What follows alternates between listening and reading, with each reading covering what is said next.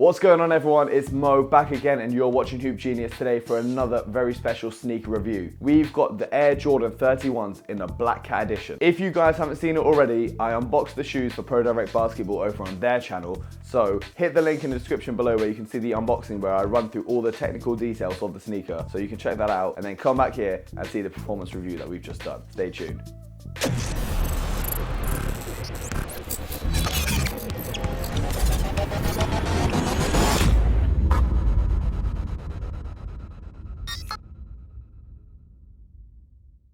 I was out in Barcelona recently with Pro Direct Basketball for the Jordan Brand Classic, which happened to be on the same weekend where the Black Cat edition came out. I tested the sneaker on outdoor courts, on indoor courts, so here is the performance review. First of all, let's start with cushioning. It has the full-length Zoom Air technology in the sole of the shoe. For me personally, it wasn't as good as the KD9, however, there was good bounce back and it was very responsive. In terms of the materials used, I was a bit wary because, as you can see, the woven technology transitions into the synthetic leather at the back. But the leather that Nike have used is actually a much better quality than previous models of Nike shoes that have used the leather. The materials that they use for the sneaker are very durable, so I think it's got really good support at the back, and the way it transitions between the two different materials is really good. The fly wire in the lacing system keeps the foot locked down, and the materials they use for the forefoot, the woven material, is great for ventilation so your foot doesn't get too hot while you're playing.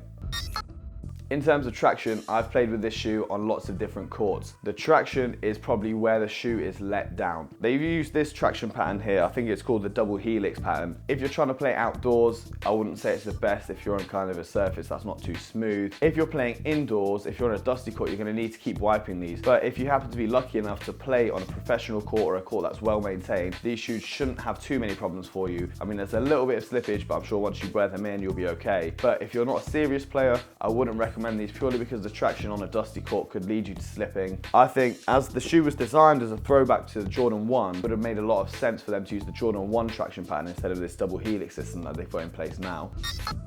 As you can see at the rear of the shoe within the synthetic leather, the soft inner sleeve is really comfortable, and the 6 pods at the back provide great support for the Achilles and the heel so that you're not slipping around within the shoe. The shoe fits pretty true to size, and as you can see the bottom here, there's a very wide forefoot, so if you've got wide feet, these are ideal for you. I mean, I've got quite wide feet, and I felt like when I was playing, if I was catching the ball out on a three-point line on a catch and shoot, I would be very balanced going up to shoot my shot. Also, if I was in the post posting up, it would give me a lot more balance. I mean, the traction only comes into play when you're making explosive cuts and explosive moves.